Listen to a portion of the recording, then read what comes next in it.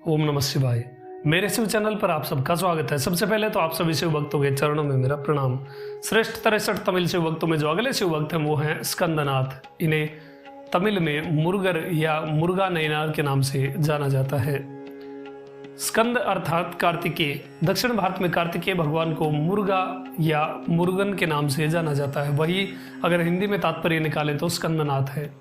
महर्षि अगस्त जी कहते हैं कि जो कोई भी केवल भगवान शिव के आश्रित होकर के भगवान का लिंगार्चन करता है, शिव लिंगार्चन करता है, पुष्प वगैरह से भगवान की पूजा करता है, उसे फिर दोबारा इस संसार में जन्म नहीं लेना पड़ता है। दिव्यपुर नामक एक स्थान पर, जिसे अभी तमिलनाडु के पुम्पुगलूर नाम से जाना जाता है, इस स्थान पर शिव धर्म नाम का एक ब्राह्मण हुआ। वो किसी के भी आश्रित ना होकर जो खेतों में जो धान या अनाज उठा लिया जाता, उसके बाद जो दाने गिरे रह जाते, केवल उन्हीं को इकट्ठा करके अपनी आजीविका करता था और पूर्ण रूप से भगवान शिव के आश्रित रहता था। हर समय भगवान शिव की पूजा में ही लीन रहना, यही उसका जीवन का लक्ष्य था। भगवान शिव की कृपा से उन्हें एक स्कंदनाथ नामक पुत्र की प्राप्ति हुई। जब वो उनके पिता शिव पूजा करते तो वो छोटा बच्चा पास में बैठ करके किसी लिंगाकार पत्थर को उठा लेता और उस पर पत्ते चढ़ाने लग जाता था। इतनी भक्ति उस शिव धर्म के पुत्र की थी।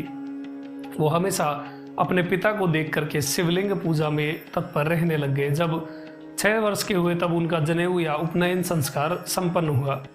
पिता ने स्कंदनाथ को 6 शास्त्र पढ़ाना शुरू कर दिया।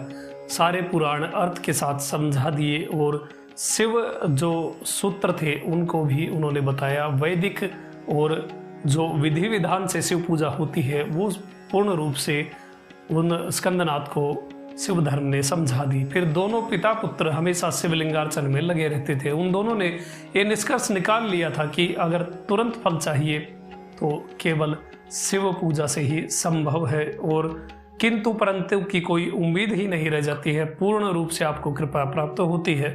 ऐसा सोच करके दोनों पिता पुत्र उस शिवलिंग पूजा में तत्पर रहते थे। कुछ समय बाद शिव धर्म की मृत्यु हो गई।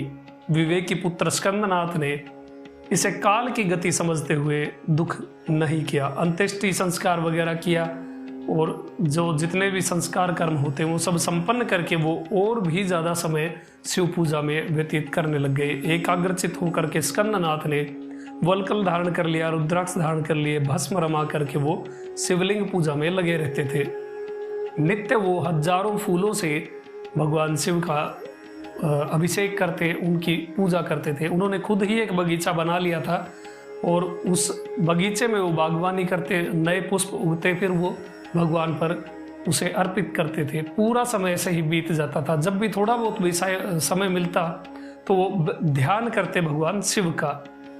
एकमात्र शिव ही इस जगत से उद्धार करने वाले हैं, इस प्रकार से वो स्तुति करते और भगवान शिव में ही अपना पूर्ण समय देने लग गए थे। पूरी दुनिया से वो विरक्त हो गए थे।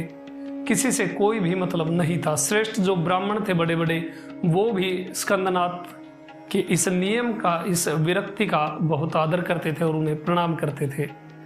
इस प्रकार समय बीतता गया और जब ज्ञान संबंदर या श्री ज्ञान संबंदर, जिन्हें तमिल में त्रिज्ञान संबंदर के नाम से जाना जाता है, जिन्होंने माँ भगवती के हाथ से दूध पिया था, 3 वर्ष की आयु में ही जिन्होंने माता भगवती की कृपा से दूध पिया था, वो ज्ञान संबंदर जब उनका विवाह हो रहा था तो जो हवन की अग्नि प्रज्वलित थी उसमें स्कंदनाथ ने अपनी गति को प्राप्त किया। वो उस अग्नि में प्रवेश कर गए थे और भगवान शिव के परम धाम को प्राप्त कर गए थे। अब ये क्यों हुआ था, कैसे हुआ था, ये हम ज्ञान संबंध के चैप्टर में जानेंगे।